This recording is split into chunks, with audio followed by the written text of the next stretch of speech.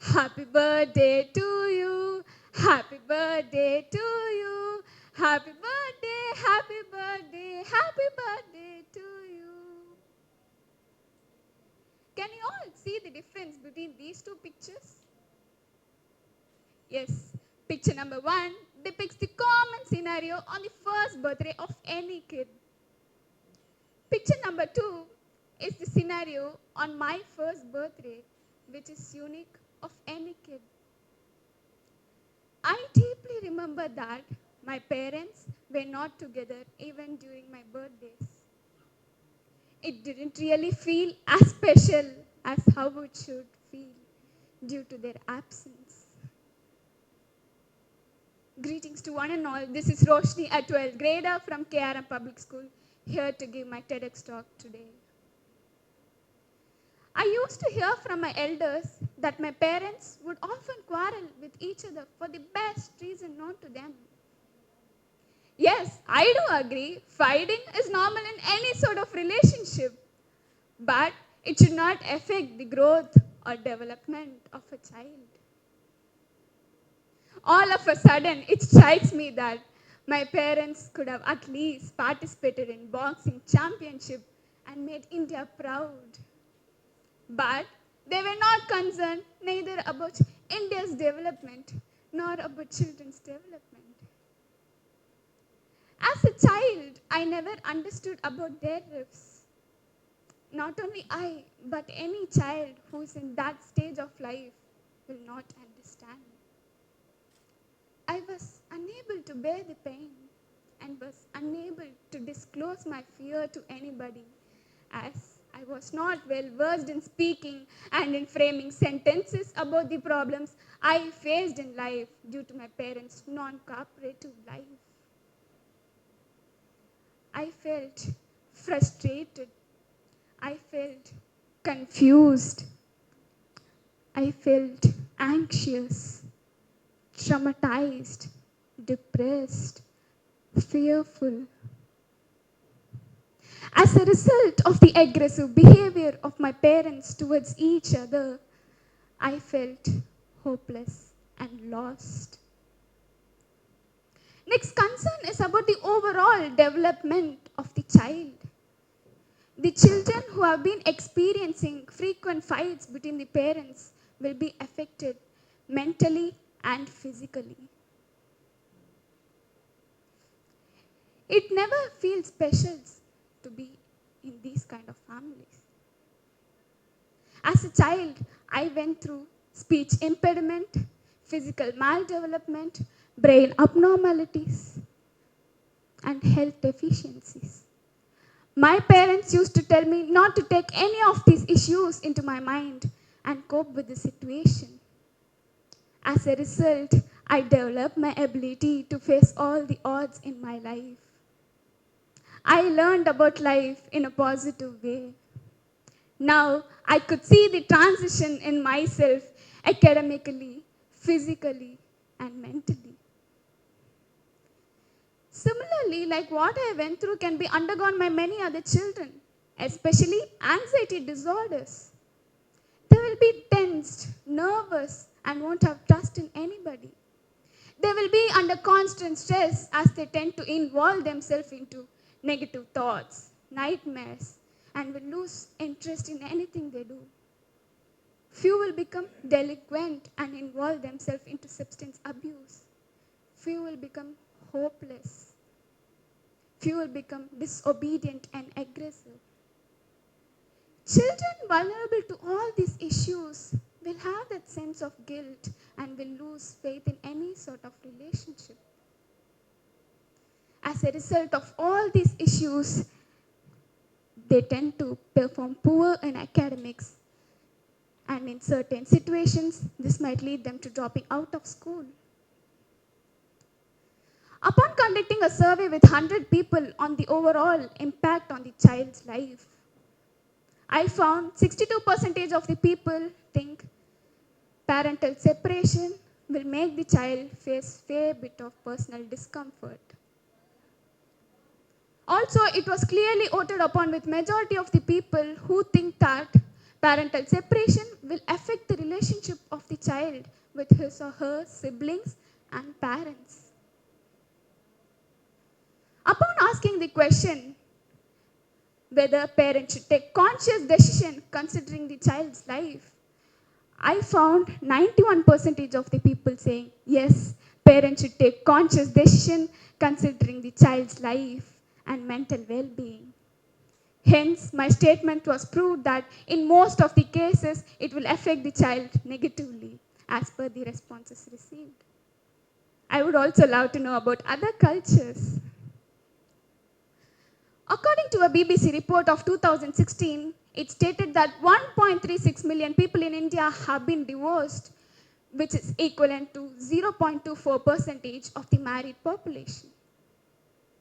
More strikingly, the number of people separated are thrice the number of people divorced, which is equivalent to 0.61% of the married population.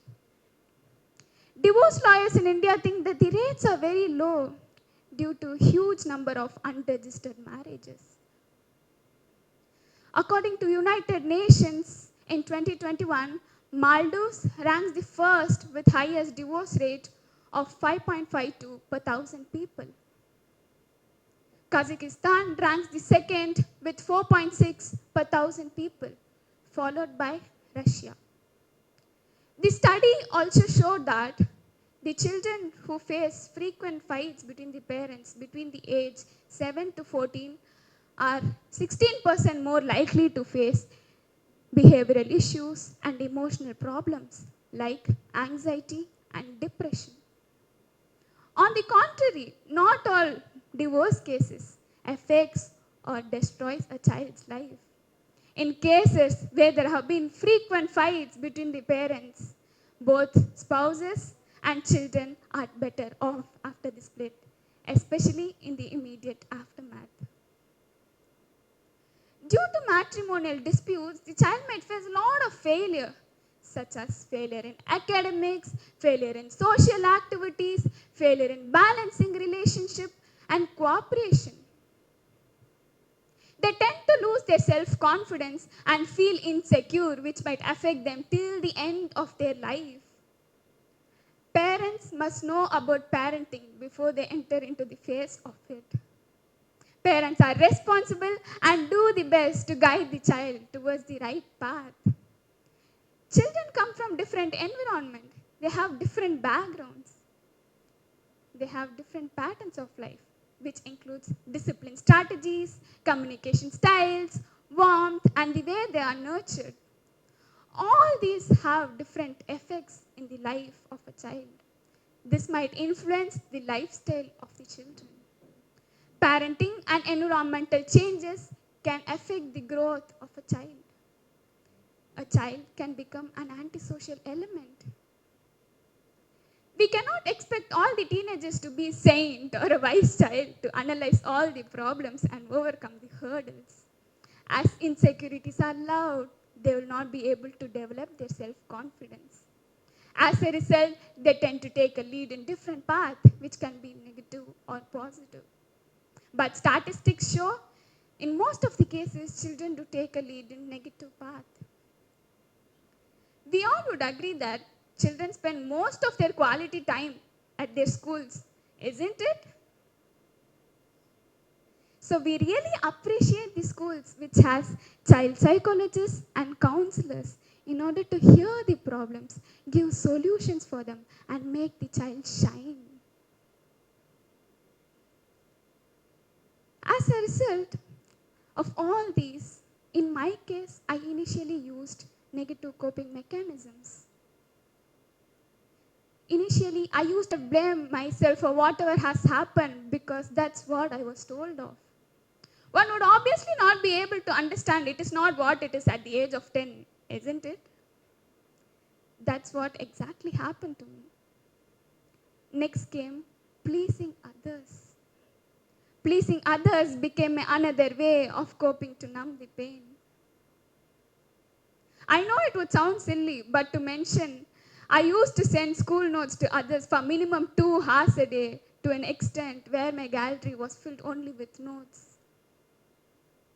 Even though it consumed my time and efforts during my own study hours, I didn't hesitate myself from sending them, as I thought it would make others' work easier and contribute to their academic success.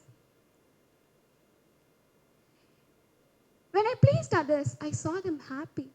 It was really hard for me to say no to others.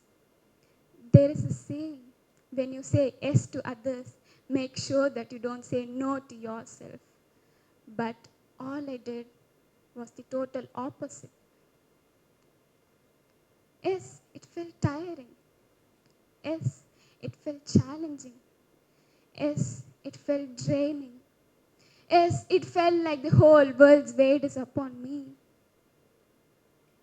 At the age of 16, due to the exposure and experience I received, I came to a point where I said myself that, Roshni, it is only you who is going to save you.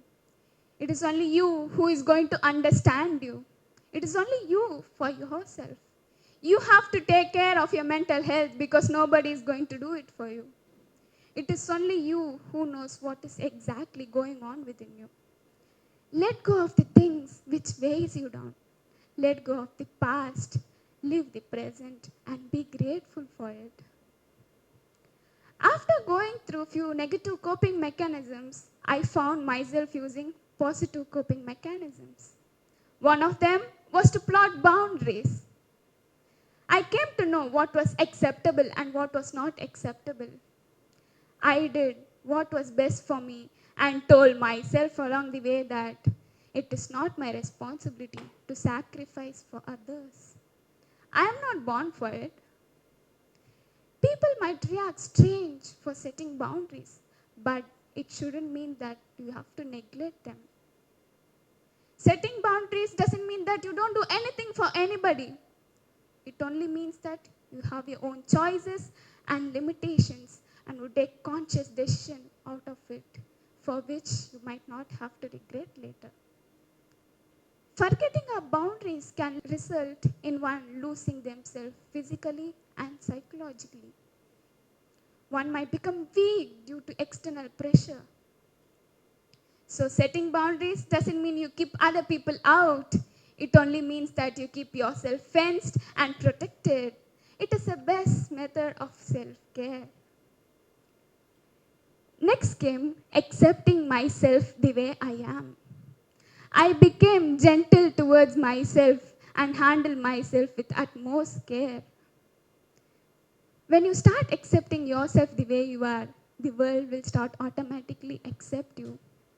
The simple truth of life, who is going to be with you till you breathe your last. People are passing clouds. People might come and go. Nobody is yours. Nobody belongs to you. Enjoy moments, experiences, lessons, and embrace them. Sometimes it is true that you would want to change few things which is not really in your hands. But there is a massive benefit in simply letting it go and moving forward from there. Now, children might be having confusions between negative coping mechanisms and positive coping mechanisms. The activities done by the children which gives them appreciation, applauses, respect, feather on the heart feeling, or all the activities which one can use in order to develop oneself.